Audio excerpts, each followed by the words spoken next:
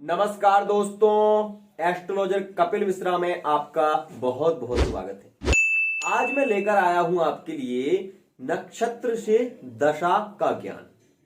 हमारे नक्षत्र से आप ये जान पाएंगे कि कौन से ग्रह की कितनी महादशा होती है और कौन सा ग्रह का कौन सा नक्षत्र होता है। मित्रों, आज मैं आपको ये भी बताऊंगा कि नक्षत्र के नंबर से याद रखें, नक्षत्र को कैसे याद रखा जाए और कौन से नक्षत्र का कितना मान होता है, यह भी मैं आज आपको बताने वाला हूं। तो यदि आप ये वीडियो को देख रहे हैं तो चैनल को सब्सक्राइब कर लें, लाइक कर लें और बेल आइकन को प्रेस कर लें। मित्रों, सबसे पहले जैसे कि आप देख रहे हैं, मैंने लिखा है नक्षत्र से महादशा का ज्ञान, मतलब नक्षत्र से महादशा ज्ञान। आप नक्षत्र से ही ये जान पाएंगे कि किसकी महादशा अभी चल रही है। तो मित्रों, सबसे पहले आप देख रहे हैं, मैंने लिखा अश्विनी, मघा और मूल। अश्विनी, मघा और मूल ये नक्षत्र किसके हैं मित्रों? तो ये नक्षत्र है केतु के। केतु के मित्रों, यह 3 नक्षत्र हैं और नंबर होता है 1। यह 1 नंबर है, यह 10 नंबर है मित्रों, और यह जो है ना, ये 19 नंबर है। अब आपको सीधा सा पता चलना चाहिए कि यह जो नक्षत्र है, यह नक्षत्र कौन से नक्षत्र है मित्रों? तो यह मूल नक्षत्र भी माने जाते हैं। तो यहां पर हम लिखेंगे मूल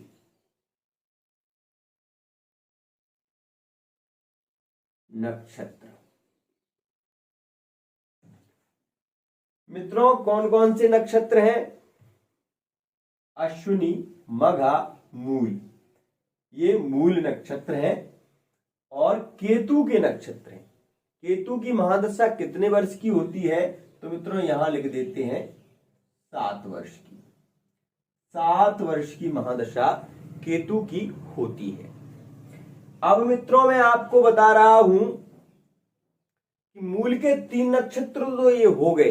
अब 3 नक्षत्रों की गणना मैं आपको फिर से बताऊंगा। अब हम चलते हैं दूसरे नक्षत्र को लेकर। तो मित्रों, दूसरा नक्षत्र है हमारा भरणी। सुधार देता हूं इसको। भरणी नक्षत्र, नक्षत्र का स्वामी शुक्र है मित्रों। तो मित्रों, ये जो शुक्र है, अंक आएगा यहां पर 2। यहां पर अंक कितना आएगा मित्रों? तो यहां पर आएगा 11। यहां पर अंक आएगा 20। हमें यह याद रखना है कि 2, 11, 20 ये जो नक्षत्र हैं वो शुक्र के नक्षत्र हैं। तो वहीं भरणी, पूर्वा फाल्गुन और पूर्वाषाढ़ा ये शुक्र के नक्षत्र हैं। और शुक्र की महादशा मित्रों कितने वर्षों की होती है? तो शुक्र की जो महादशा है वो 20 वर्ष की होती है। 20 वर्ष की शुक्र की महादशा होगी अगर यह नक्षत्र में जन्म होता है किसी भी व्यक्ति का, तो उसे शुक्र की 20 वर्ष की महादशा भोगनी होगी। अब मित्रों, हम बात कर लेते हैं तीसरे नक्षत्र की अपने। तो जो तीसरा नक्षत्र है वो किसका नक्षत्र है? सूर्य का मित्रों। तो यहां पर हम लिखेंगे सूर्य, और ये तीसरा नक्षत्र है सूर्य का। तो कृत्तिका, और यह हो जाएगा 12, और यहां पर 21। अब गणना करिए आप, 1, 10, 19, 10 में से 0 हटाया 1 बचा, 9 में 1 जोड़ दिया 10 हो गए, 2 जोड़ दिए 1, 11 को 2 कर दिए प्लस प्लस करके, और 20 यह भी 2 हुए। मतलब अंक वही आएगा, आपको केवल 1 अंक याद करना है। अब हम बात कर रहे हैं सूर्य की महादशा कितने वर्ष की होगी मित्रों? तो सूर्य की वह महादशा होगी 6 वर्ष की। अगर इन नक्षत्रों में जन्म हो रहा है, मतलब कृत्तिका नक्षत्र, उत्तरा फाल्गुन और उत्तराषाढ़ा में किसी का भी जन्म होगा, तो उसे सूर्य की महादशा 6 वर्ष की भोगनी होगी। और उसके बाद 6 वर्ष की महादशा के बाद चंद्रमा की महादशा आ जाएगी। तो मित्रों चंद्रमा की महादशा होती है, चंद्र की महादशा होती है, चंद्र की महादशा 10 वर्ष की होती है मित्रों। और चंद्र के हैं यह नक्षत्र जो कि आप देख रहे हैं रोहिणी हस्त्र श्रवण चंद्र, यह चंद्र की महादशा है। तो यहां पर आ जाएगा 13 और यहां पर आ जाएगा 22। मित्रों जोड़ेंगे तो 4 ही आएगा, 3 और 1 4, 2 दूनी 4, ठीक है ना।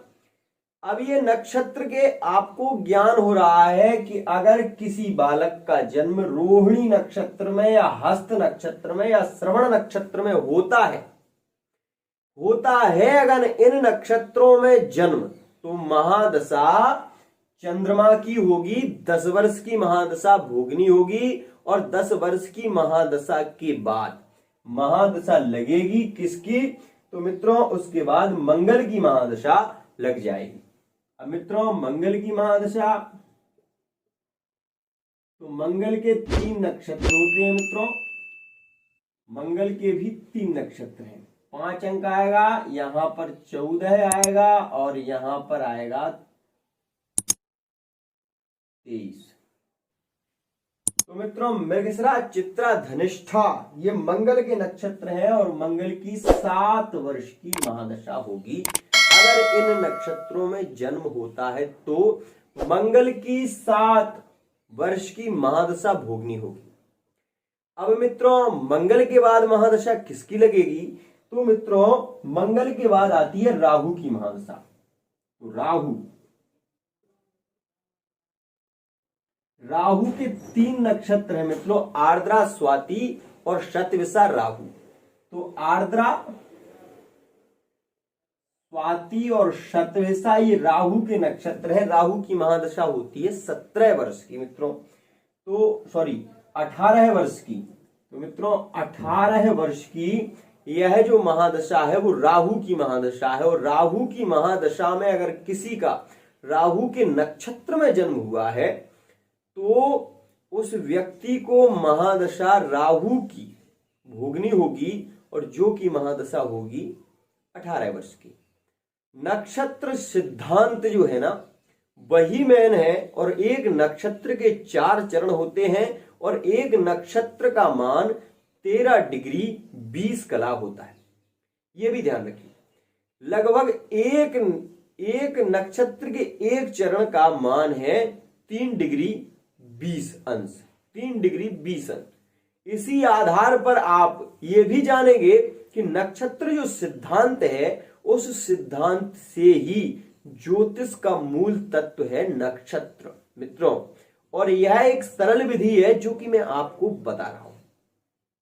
9 नक्षत्रों का मान कितना होगा, 120 डिग्री, 120 डिग्री, 120 डिग्री।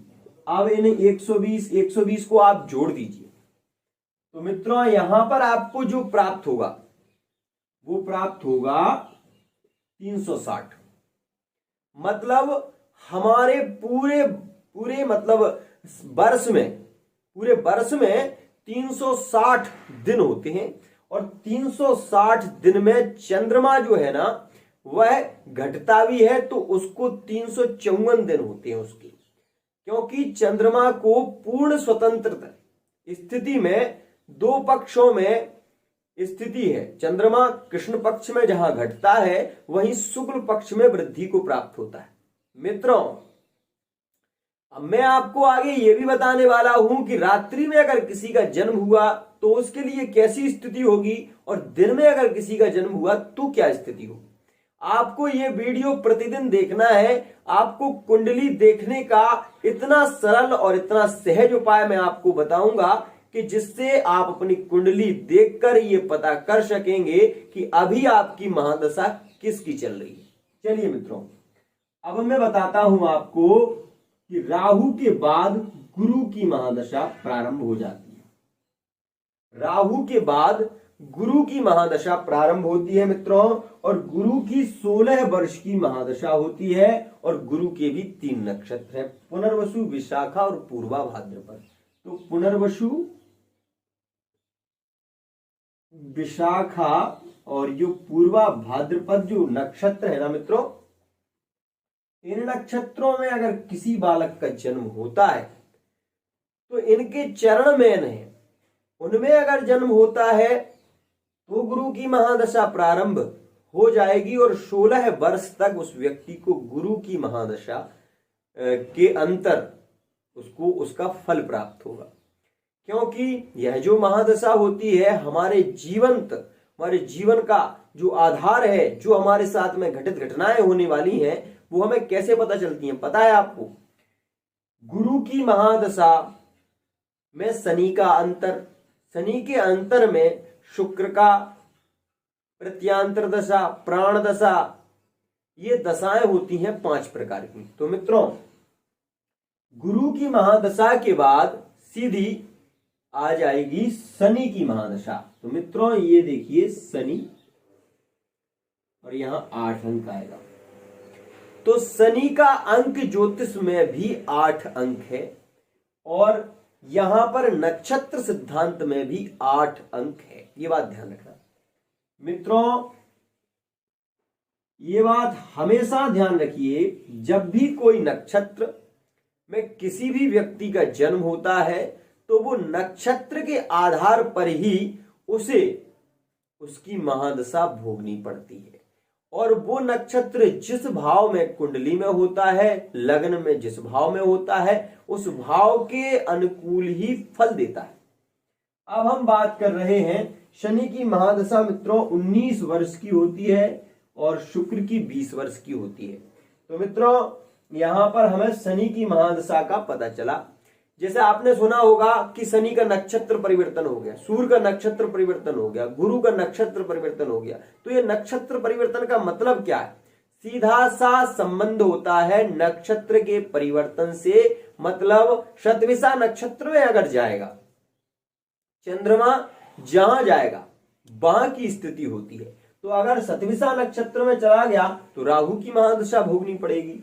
अब मित्रों इसके बाद ठीक बुध की महादशा प्रारंभ होती है। बुध, और इसका अंक है 9, 18 और यहां पर 27। अब आप ये सोचेंगे कि हमने एक नक्षत्र नहीं लिखा जो कि अभिजित नक्षत्र है, उसके बारे में हम आपको आगे जानकारी देंगे। फिलहाल ये 27 नक्षत्रों की जानकारी हम आपको दे रहे हैं। तो मित्रों यहां पर बुध की महादशा जो है ना, बुध की महादशा मित्रों, बुध एक ऐसा ग्रह है जिसकी महादशा 17 वर्ष की होती है और यह जो नक्षत्र है ये मूल का नक्षत्र है। मतलब ये 3 जो नक्षत्र हैं ये मूल के नक्षत्र हैं, आश्लेषा, ज्येष्ठा और रेवती। ये 3 नक्षत्र भी मूल नक्षत्र माने जाते हैं। मित्रों मूल नक्षत्र के कौन से चरण शुभ माने जाते हैं, कौन से चरण अशुभ माने जाते हैं, इस पे मैंने एक पहले वीडियो बनाकर दिया था। यदि आपने नहीं देखा हो तो आप उस हमारे वीडियो को देखिए, उसमें मैंने बताया है कि मूल के कौन से चरण अशुभ माने जाते हैं, कौन से चरण शुभ माने जाते हैं। मतलब एक नक्षत्र में 4 चरण होते हैं, जैसे चूचे चूला, अश्विनी, लीलु लेलु भरणी, आयु कृतिका, युवा हुआ रोहिणी, बेहुका की मृगशिरा, कुगाचा आर्द्रा, केकुहाई पुनर्वसु, हुमेड़ा पुष्ट। इस प्रकार से 4 चरण होते हैं। तो 2 चरण शुभ हैं, 2 चरण अशुभ हैं, मैंने उसमें बताया। उस वीडियो को आप जरूर देखिएगा, आपको ये पता चलेगा कि मूल नक्षत्र का सिद्धांत क्या है। अब मित्रों ये तो हो गई मूल की बात, मूल की चर्चा। 3 नक्षत्र ये है मूल के, 3 नक्षत्र ये है मूल के। अब मित्रों पंचकें कौन से नक्षत्र में होती हैं इसको भी मैं बता देता हूं। तो ये जो धनिष्ठा नक्षत्र है ये पंचक का नक्षत्र है, ये भी पंचक का नक्षत्र है, और ये और ये रेवती। मतलब धनिष्ठा, शतभिषा, पूर्वाभाद्रपद, उत्तराभाद्रपद और रेवती, ये 5 पंचक के नक्षत्र हैं। ये 5 है ना जो, ये पंचक के नक्षत्र माने जाते हैं। और पंचकें क्या होती हैं, क्यों लगती हैं पंचकें, पंचकों में क्या नहीं करना चाहिए, इसके बारे में भी मैं आपको एक वीडियो बहुत ही शीघ्रता से दूंगा। तो मित्रों आशा करता हूं ये वीडियो आपको बहुत पसंद आएगी। और एक बात विशेष रूप से, अब आप ये तो जान गए हैं कि केतु की महादशा, शुक्र की महादशा, सूर्य की महादशा, मंगल की महादशा, राहु की महादशा, गुरु की महादशा, शनि की महादशा और बुध की महादशा। लेकिन अब आप ये कैसे जानेंगे कि किसके बाद किसकी महादशा आने वाली है?